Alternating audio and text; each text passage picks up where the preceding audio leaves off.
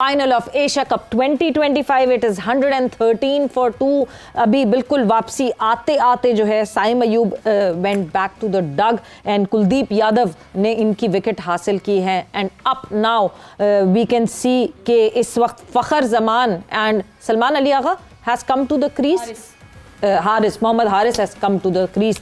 सो yes, अब जो है आगे देखते हैं कि यहाँ से क्या कैपिटलाइज कर सकेगी पाकिस्तान टीम के नहीं।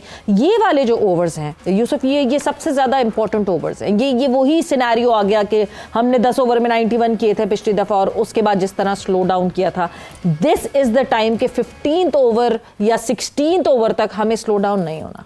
नहीं, बिल्कुल ये टाइम था, बड़ा अच्छा हमें स्टार्ट मिल गया हुआ था। और इसमें मैं तो उस वक्त भी कह रहा था कि साइम की जगह भी अगर आप थोड़ी चेंज कर लेते कोई, कि आप एक चांस लेते, क्योंकि देखिए अगर शाहीन ऑलराउंडर भी नहीं है, पीछे खेलता है, लेकिन आजकल उसकी फॉर्म लगी, उसके छक्के लग रहे हैं, पिंच हिटर बने, पिंच हिटर। या तो वसीम अकरम को भेज देते थे इमरान भाई के, जाओ भाई, वो जाकर 3-4 छक्के लग रही हैं, तो आप चांस ले सकते थे। और हमारे पास 4-5 छक्के स्पिनरों को मारता था, तितर बितर हो जाते, फिर आके बाद में आप लगे रहते, बिल्कुल हमारा स्कोर भी ज्यादा हो जाना था।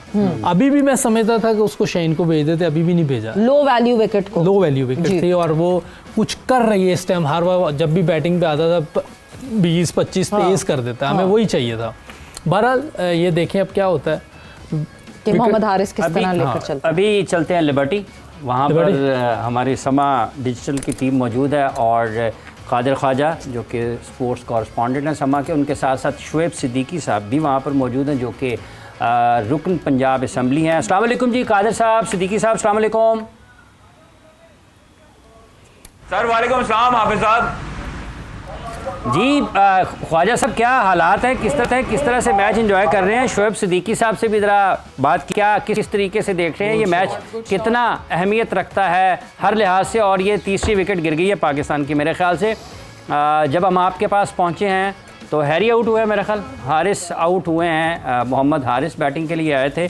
तीसरी विकेट गिरी है पाकिस्तान की, मोहम्मद हारिस जो कि आज बैटिंग ऑर्डर उनका चेंज किया, उनको भेजा गया साइम अयूब के आउट होने के बाद। तो इंडिया की टीम इस वक्त मैच में वापस आते हुए दिखाई दे रही है। पाकिस्तान की साहबजादा फरहान के बाद साइम अयूब आउट हुए और साइम के बाद मोहम्मद हारिस भी ग्राउंड छोड़कर चलते बने हैं। ऊंचा शॉट खेलने की कोशिश की थी, एक्स्ट्रा कवर क्लियर कर नहीं पाया, मिड ऑफ के फील्डर ने कैच लिया उनका, तो अक्षर पटेल के हिस्से में ये विकेट आई है।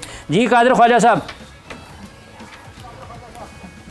हाफिज साहब जब आप हमारी तरफ आए उस टाइम पे हारिस आउट हो गए और पवेलियन की तरफ बैठ जा रहा है। यहाँ पर जो है वो माहौल अब से कुछ देर पहले तो बड़ा अच्छा था, चक्के चौके लग रहे थे। शुएब साहब जब आए हैं तो उस टाइम पे साइम अयूब ने यके बाद दीगरे 2 चौके लगाए हैं, तो हमें ये लग रहा था कि तकरीबन 200 का जो इस वक्त होगा वो स्कोर बोर्ड पे रन्स लगेंगे। अलबत्ता अभी जिस तरह विकेट्स जा रही हैं तो लेकिन ये है कि अगर हमारे थोड़ा सा स्टे करके आखिरी 5 ओवर्स में चार्ज करें, 70-80 रन्स बने तो हमारा टोटल अच्छा हो सकता है और अच्छा एक टारगेट हम स्कोर बोर्ड पे सेट कर सकते हैं। शुएब साहब ये कह रहे हैं कि फखर जमान खड़ा है और जो भी आएगा नहीं शुएब साहब को, ख्वाजा साहब शुएब साहब को खुद कहने दे खुद कहने दे ख्वाजा साहब, उनकी बातें भी आपने कहनी है। मैं वही की तरफ कह रही फॉरवर्ड कर। एक्चुअली में हारिस रऊफ ने ये बॉल पूरी तरह पुल नहीं की, उन्हें पुल करनी चाहिए। मोहम्मद हारिस ने हाफ वॉली के अंदर इसको फेंका है जिसकी वजह से ये कैच आउट हुआ है। और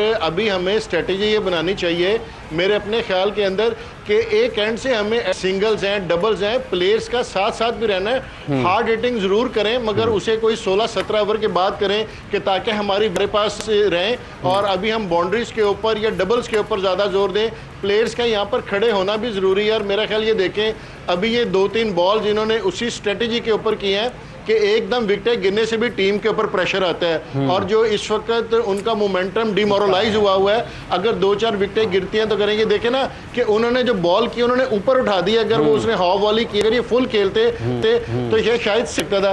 मगर फिर भी अभी मैं ये समझता हूँ कि गेम पाकिस्तान के कंट्रोल के अंदर है, अभी हमारी विकेटें बाकी हैं और अभी ओवर्स बाकी हैं, तो हम स्कोर अच्छा टारगेट जो कि ले जा सकते हैं कि जो कि फाइटिंग टारगेट होगा। सिद्दीकी साहब ये सियासी मैदान में भी पाकिस्तान छक्के लगा रहा है और पाकिस्तान को काफ़ी कामयाबियाँ मिल रही हैं। आप समझते हैं कि वाकईतन ये क्रिकेट के मैदान में भी आज की कामयाबी बहुत ज़रूरी है पाकिस्तान के लिए? अल्लाह ताला के घर से बड़ी उम्मीद है कि जो 10 मई से कामयाबियों का तसलसल शुरू हुआ है और जिसे ना सिर्फ इंडिया ने बल्कि पूरी दुनिया ने पाकिस्तान की दिफाई और फौजी सलाहियत को माना है, और जिस तरह से अक़वाम मुत्तहिदा के अंदर पाकिस्तान का, कश्मीर का और जो फ़लस्तीन गज़ा का मुकदमा प्राइम मिनिस्टर साहब ने पेश किया, जिस तरह से पाकिस्तान और सऊदीया के दफ़ाई मुआहदे पेश हुए हैं, तो इससे न सिर्फ पाकिस्तानी कौम का बल्कि पूरी दुनिया के अंदर म्यार बुलंद हुआ है। और आज देखें, हार जीत खेल का हिस्सा ज़रूर है, मगर खेलें ज़रूर, हार जीत होगी, फाइटिंग स्कोर होना चाहिए, स्पोर्ट्समैन स्पिरिट होनी चाहिए, और पता चले कि ये हमने इस टारगेट को रख के खेला। बाकी अल्लाह ताला, मुझे उम्मीद है कि आज मायूस नहीं करेगा पाकिस्तानी कौम को, जो कि है सिद्दीकी साहब ये जो स्पोर्ट्समैन स्पिरिट है भारत ने तो बिल्कुल नहीं दिखाई, तो वो उनको 10 मई का दबाव है उनके ऊपर। उनके ऊपर बिल्कुल 10 मई का दबाव है, और वो खाली 10 मई नहीं थी। आप देखें कि जिस तरह से उनके ऊपर तजारती टैरिफ बढ़ गया, जिस तरह से जो उनके H1B वीज़े की फीसें बढ़ गई, जिस तरह से उनके मुआहदे ख़त्म हो रहे हैं, जिस तरह से अमेरिकन कंपनियां वहाँ से अपना बिजनेस को वाइंड अप कर रही हैं, और जो पाकिस्तान और सऊदीया का ये पाकिस्तान की हिस्ट्री के अंदर दफाई मुआहदा हुआ है, तो वो इंडिया को कुछ समझ नहीं आ रही है। और इंशाल्लाह ताला पाकिस्तान ने तो कम बैक जो 9-10 मई की जंग के मार के हक के बाद किया है, इंशाल्लाह ताला खेल के मैदान में भी पाकिस्तानी टीम कम बैक करेगी।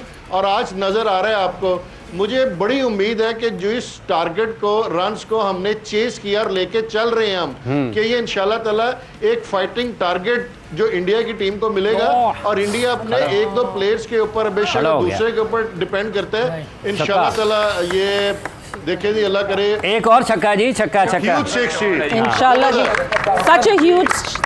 हमें कैपिटलाइज करना है, यही मिडिल ओवर्स हैं जहां पे हम नहीं कर पाते।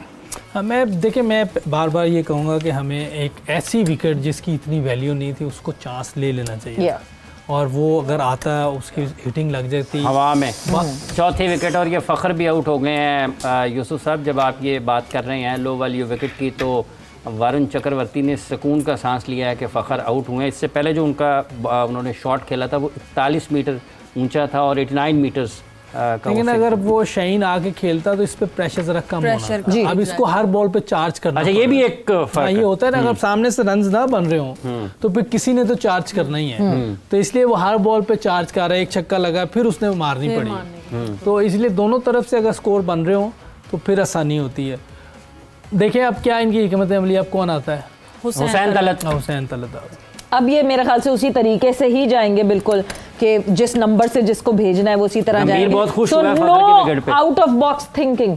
नहीं, इस वक्त तो अब तो क्लियर चीजें हैं। अब इस वक्त तो शाहीन को अगर अब नहीं भेजना था तो फिर कब भेजते? इवन जहां हारिस को भेजा है वहीं पे शाहीन आ जाना चाहिए था। और उनकी हिटिंग लग रही है, क्योंकि इस टाइम पे जिस तरह हारिस ने जो शॉट खेली है, आप यूजली ये शॉट तब खेलते हैं जब फील्डर सर्कल में होता है, तो आप चेक शॉट खेलते हैं निकल के, ठीक है। और अगर आपने एक्स्ट्रा कवर भी खेलना है तो आप थोड़ा रूम बना के खेलते हैं। तो वो जस्ट निकले हैं और उन्होंने चेक शॉट खेली है, फील्डर पीछे है, तो अगर आप निकल ही गए हैं तो आप उसको फुल मार देते। और बिल्कुल यूसुफ भाई वाली बात कि जब सामने से रन्स नहीं आ रहे तो फखर को जो है ये चांस लेना ही पड़ गया था। लेकिन अभी फिर वही कि शाहीन आ जाता, क्योंकि इस वक्त हमें जो जरूरत है ना, वो अब सामने हिटिंग की जरूरत है। अब हमें वो प्लेयर चाहिए जो सामने मारे, क्योंकि ये पीछे क्रिकेट जो है ना, वो पहली विकेट स्लो है, बॉल स्लो आ रहा है, तो वो पीछे वाली क्रिकेट अभी हो नहीं सकती। तो आप निकल के जितना सामने मारेंगे। लेकिन चलें, दुआ है कि हुसैन तलत आए हैं, वो कुछ अपना रोल जो है वो जरा दिखा दें।